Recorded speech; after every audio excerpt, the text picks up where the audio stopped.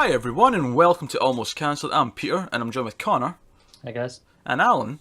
What's up, MFers? We're going to talk about 11/22/63, episode 5. It's called The Truth.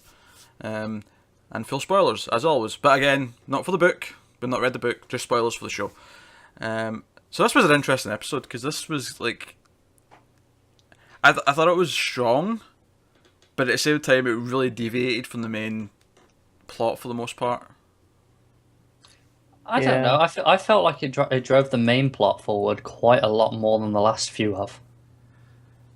You may actually be right, but it felt like the focus of the episode was, more directly Jake and his relationship with Sadie. And, Yeah. it felt like that was like...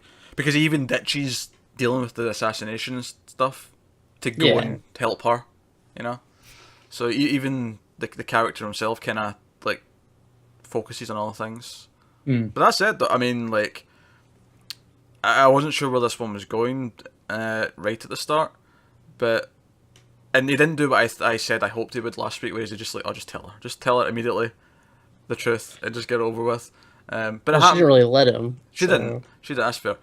But by the end of the episode, it's done, and I'm sure next episode we'll get some reactions to it, and more depth rather than just the gooey-eyed stuff at the end. Although I love how, like, first his quote-unquote brother, he hears that he's from the future and he just kind of accepts it. And she hears that he's from the future, she just kind of accepts it. Yeah. It's like, why doesn't he just tell everyone? Disbelief for like 30 seconds. You're like, oh, okay. That's kind of cool. I kind of buy the brother a little bit, though, just because he did find evidence. Yeah. He at least had reason to think, whereas... I don't know if she really fully believes him yet. But I guess he was kind of convincing. I thought his acting in that scene was really good. Yeah. Yeah, the single tear coming down. It was all very manly. But no, the actual sequences of it... Because I think you said, Alan, last week or so, that it was weird how the ex just left after being talked down. Mm-hmm. Well, he came back. He was there. He did things. Pretty crazy. I saw that she had blood and everything, and I was like, oh man, he like cut her hair like severely or something, or maybe hit her really hard in the face and now she's bleeding. It looked like a lot of it was for shock, like to shock Jake into making it think it was worse than it was with the hood on and everything. Yeah. Yeah, and apparently the doctor's in that charade because at the end he was like talking as if she died. Yeah. and really, it was basically that, if you've ever seen Arrested Development, it was the doctor in that who makes everything sound much worse. Because, the whole running joke in that was the doctor would say, oh, I'm afraid we've lost your father. And everyone would, like gasp and, like get ready for the news. And he'd pause and then go, yeah, we can't find him anywhere. We think he went out the window. It was almost like a more toned down, serious version of that, where he's like, oh, there's nothing we could do. I'm so sorry. Yeah. We're never going to fix that scar. Seems like doctors in the 60s would have a better bedside manner than that, but... I almost thought it was weird the way he said we don't have the technology. like all of a sudden she's going to turn into the Bionic Woman or something? No, it was like someone from the future would say that. See, I don't think that's weird at all. It's like they have certain levels of technology that like we just don't have the ability to do this. I think they know for a while that there's advancements to be made. They just haven't got maybe it struck me as a really weird line because it felt kind of... It felt like he was self-aware of the situation. Like, yeah, I know it's the 60s. We don't have the tech just in the hospital to deal with this. Like from my perspective, it sounded kind of just a really weird sentence. I don't know, it didn't really bother me that much. Nah, me either. Yeah, no, I wouldn't even say it bothered me. It was just... I noticed it. I noticed it. But I thought the whole table scene with the ex-husband and Sadie was really well done. It was really suspenseful, and I thought they did a really good... Because we'd heard from her that he'd beat her up and he was a bit, nuts, but he was proper fucking psycho in this episode. Yeah. Like proper 50s, like not 50s, 60s I should say, like off kilter and like speaking really proper while he's being a complete psychopath. It was interesting. Kind of terrifying.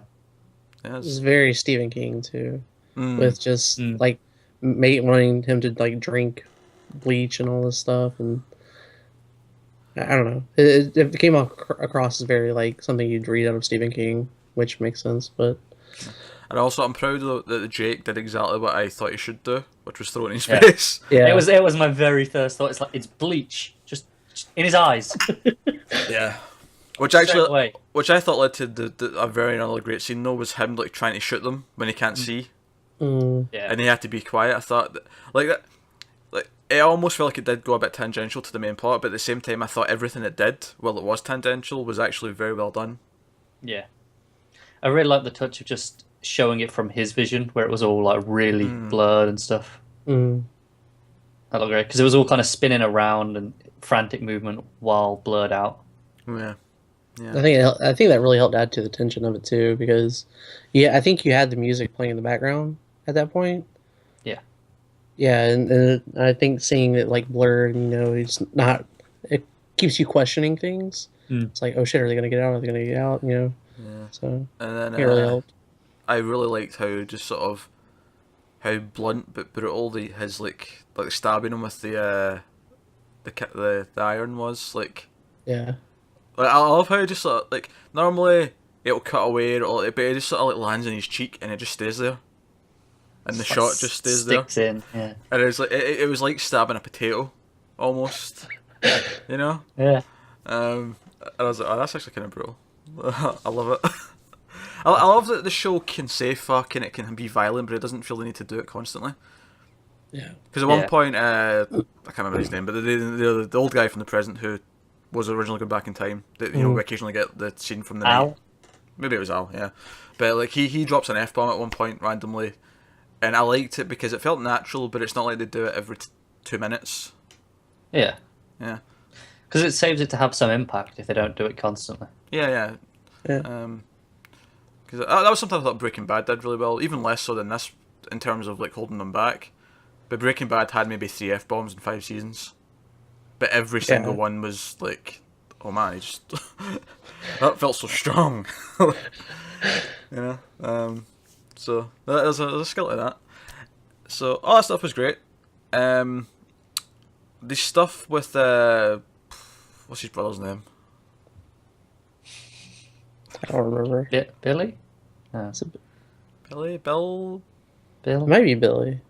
Maybe Billy. I can't remember. I feel like that's maybe his fake name or something though. Yeah, maybe. He doesn't matter. That's all it comes down to. He does not matter. He doesn't add anything to the story whatsoever. Not so much. That said, I did like the whole like thinking he was seeing his sister, and that's what stopped him from witnessing the event. Or the idea that times like it reminds me actually a little bit of Lost. The way that the island, I mean, I won't get into spoilers here, but the way that things in the island seem to happen for a reason to correct things.